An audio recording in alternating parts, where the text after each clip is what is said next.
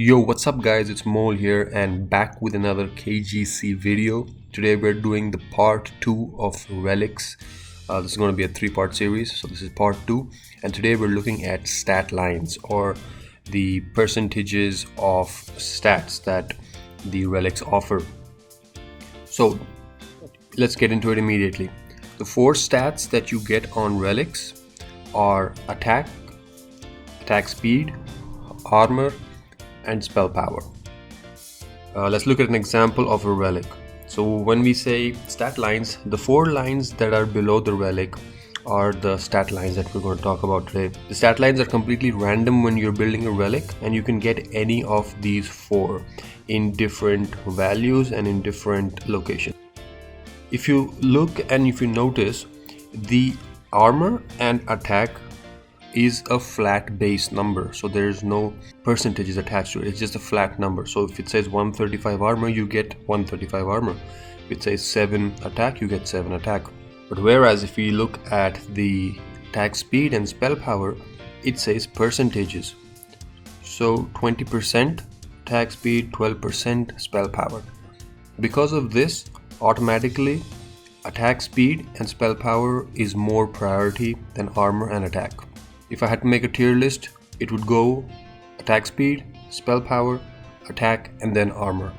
So this is what you're looking for in your relics to be able to get the maximum speed and spell power, and attack and armor really doesn't matter much in the late game. So let's look at these slots and how the positioning of these percentage or values matter. If you take a look at this penetrating spear relic, this is a T4 relic and it has all the 4 slots active. So right now I have attack speed, spell power, attack speed, and attack speed. As you can notice, there are 6 columns that these stats can vary from, and these 6 columns relate to the 6 positions on the board that your characters are placed on. You can see below the characters the percentages, or the values rather, of the relics that are being affected at that moment. So whatever relic you equip, those values will come and fall down below on the team. So let's take an example of this team right here. So this is my Aramis gang team. If you look at the relics, we have spear and we have rapid. Now if you look at Aramis's position, he's on the last 6th slot. If I look at spear, in the 4th slot, the 6th slot, I have the attack speed and spell power. So 16%. Let's look at attack speed for now. 16% here. The second relic has 9% and 20%. So 9 plus 20 plus another 16 is 45. So as you can see below the Aramis, it's 45% attack speed.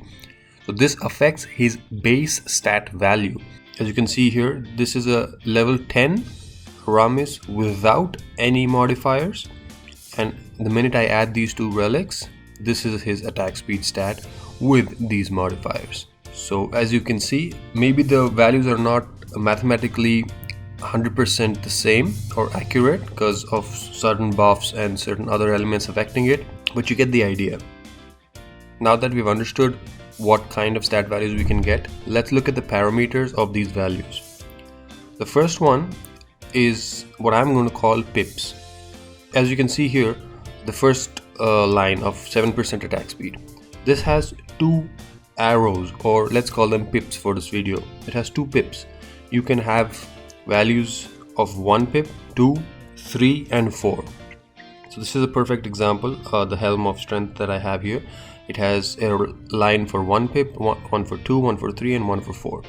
These pips basically determine the level or the tier of the value. The higher the pip, the more the value and the better it is. So of course, pip 4 or 4 pips being the best value. You're looking for this in your relics and you want to build for this. The second thing we're going to look for is spread. Now these values can fall anywhere between a single column to 3 columns. So if you have a look at this example right here, the first row is 20% attack speed, 4 pips but in single column. But the third row is the same, 4 pips attack speed but in 3 separate columns. And if you look at the values now, the one that is in the single column is 20%. But the one that's in 3 columns is 9% spread over 3 times. So that's 9, 18, 27. Cumulatively, it's higher percentage, but in a single slot, it's lesser percentage. So now you must be thinking, okay, so which one is better? Because having cumulative 27% is better, or having 20% in one area is better. It's always good to have one single slot. The reason for that is most of your teams that you build, or most of the builds that you play, are going to revolve around a single unit that's going to be the carry, or max to max 2 units that are going to be the main carries. Those are the ones that you want all the stats to go towards. Having them spread out is not the most ideal scenario in many cases. So what you're looking for is single column, all the stats in it. While building these relics from T1 to T4, which you can see in the previous video, I explained how to do that. You get these pips or these values at random. So there's a big RNG, big permutation and combination factor that affects what you get. Of course, you can get lucky and you can get the ones that you want, which are the spell power, attack speed, and 4 pips, single column. But again, as I said, it's a very RNG based system. Don't worry about it too much when you're building up your first relics, or you're building up your set of relics and you get some random numbers. It's okay, just play with them. It only affects heavily once you're in the mid to late game and you really want to min-max your team or your characters. That's it, guys. So that's a very basic explanation of the stat values on relics, and in the next video we're going to be looking at forging. That's a whole different topic on its own. Forging is basically how you can change these values once you build the relic. It's a more end game concept, so don't worry about it too much right now. Just focus on building your relics, focus on building your team, leveling them up, and just play the game. And I'll see you guys in the next video on forging. So thank you guys for watching. Do leave a like, subscribe, let me know in the comments if you're liking these videos, and I'll see you guys next time. Bye bye.